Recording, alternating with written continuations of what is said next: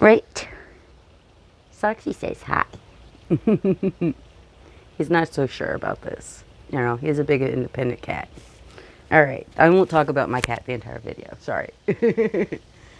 um, so I just watched the like press video that Princess Kate Middleton, whatever you want to call her, uh, had released, announcing that she completed her chemotherapy. And it was just kind of making me a little nostalgic for my post chemotherapy days. And I decided I wanted to talk about that a little bit. You know, my post cancer experience will not be. I don't know. Could be the same as hers or not. Both she and her father-in-law have announced that they have cancer, but been very careful not to say what kind. Which I don't know what's the reasoning there, but you know, if they want to keep that private, that's fine. So I couldn't tell you what her prognosis is, but I can tell you with my cancer, I had what's called Hodgkin's lymphoma, which is a type of blood cancer, white blood cell cancer. And I was very fortunate that it was extremely treatable for me. I did 6 months of chemo, and then I've never really had any issue with the cancer since then. I've had other health issues since, which, you know, I mean, it's hard to know how it's tied to either cancer or chemo or whatever, but yeah, I did my time. I did my 6 months of chemo and came out the other side. Uh, Much like old Hank Green, when I came back, my hair was curlier. Well, it's hard to say.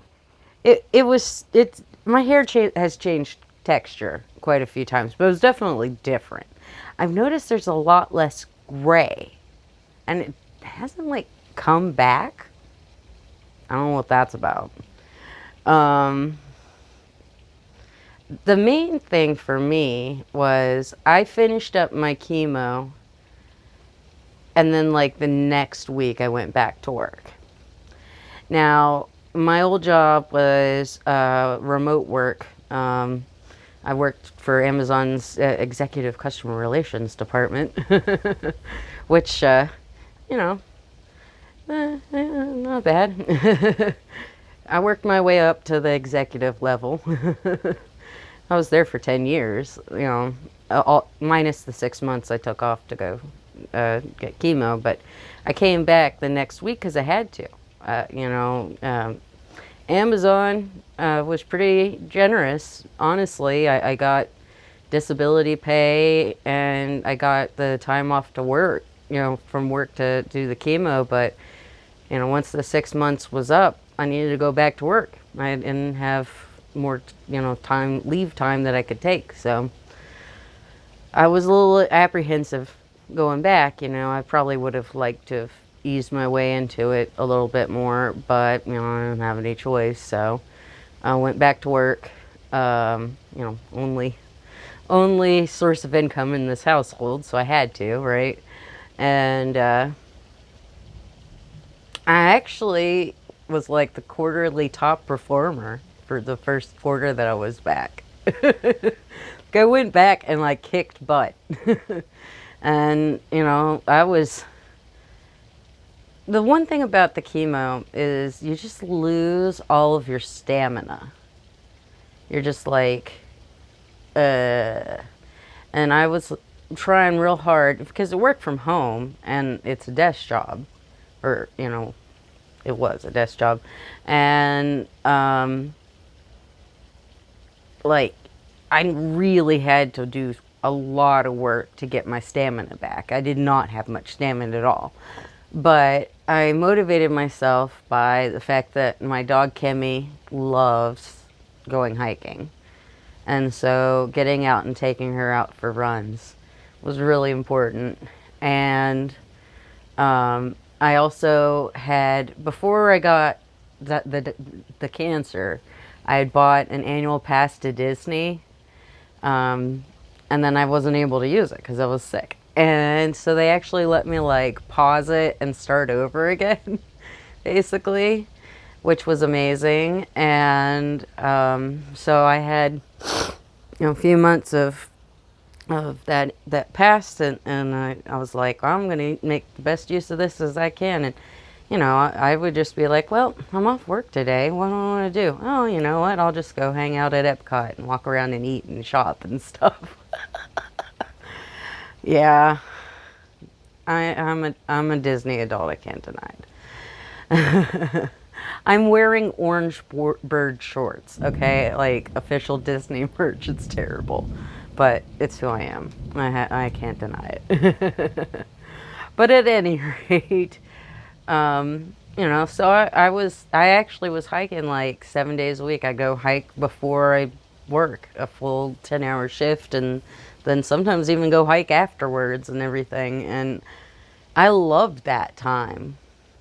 And I was really, really getting my life back. And I don't know how long that would have continued, but I got diagnosed in 2018, finished my chemo in 2019, and not even a full year after I finished my chemo, well, you know what happened. It was 2020. Almost a year after, almost a full year, but not quite. So I got, less than a year of normalcy before everything was so weird. And here's the thing that nobody really talks about, I think, when it comes to cancer is once you've had cancer, you are at higher risk for cancer to happen to you again, and you have higher risk of other kinds of issues, depending on what kind of cancer you had. And for me, I am immunocompromised, and COVID was extremely risky for people like me. It was very dangerous, and I was frankly terrified.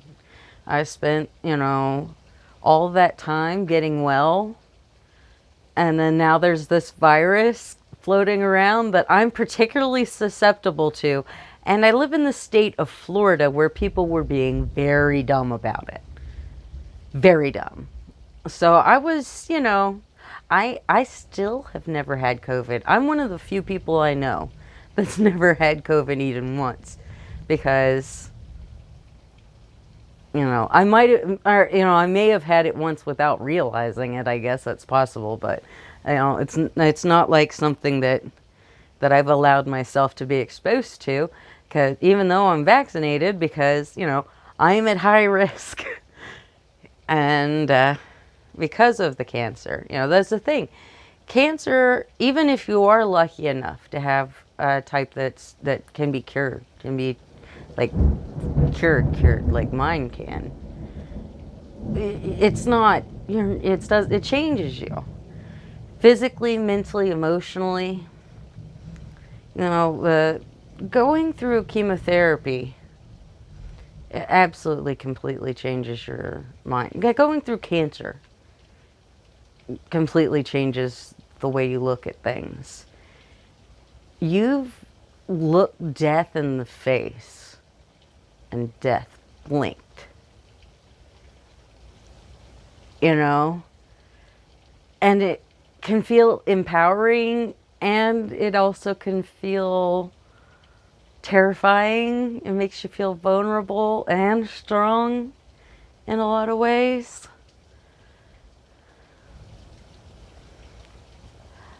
I hope that Kate Middleton is able to kind of ease back into things a bit, because I imagine, having everyone analyze every little thing you do in the press might be a little stressful.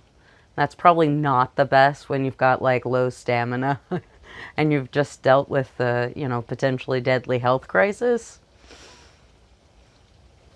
But if she's able to, she'll be the exception. I think it's far more frequent for people to have to work through chemo, even if they really physically can't.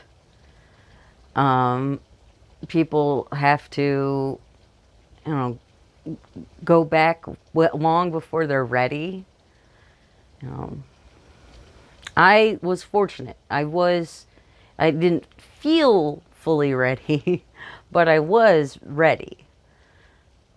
But there were people whose chemo was different than mine. My chemo, the people don't realize this, my chemo made me feel better, sort of, at first, especially.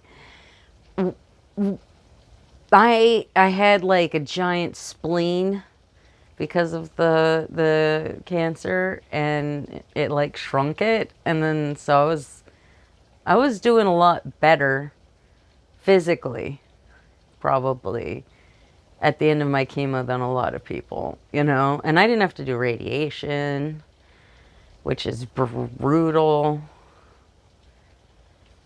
But yeah, it just changes you. It changes you. You've faced your own mortality and come out the other side.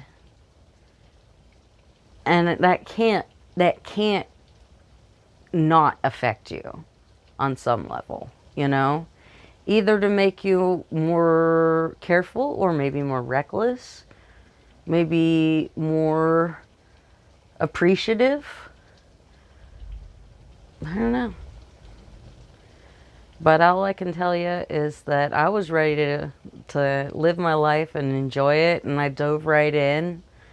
And I I do believe that, you know, if it hadn't been for circumstances like COVID and then this disease or whatever that I'm dealing with, that I would still be out hiking all the time and having a, you know, active, healthy life. And cancer wasn't stopping me. And I can't be more grateful for that, you know. I'm glad that I had that time period afterwards where I got to live my, like, post-cancer freedom life before the COVID lockdown and then my body's lockdown.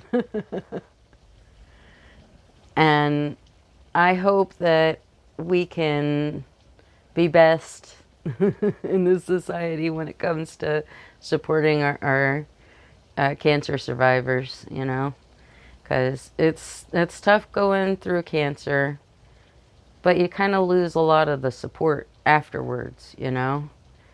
And survivors have a lot that they hold on their hearts too, you know. Your body can heal completely and not heal your mind. And you can think that your body is healed completely and be wrong.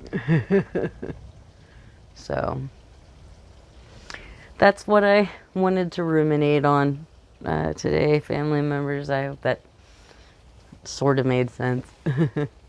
It's a lovely rainy day here, so it was a time for talking about sort of hopeful topic, I guess. Life after cancer. There you go. Take care of yourselves, family members. See you next.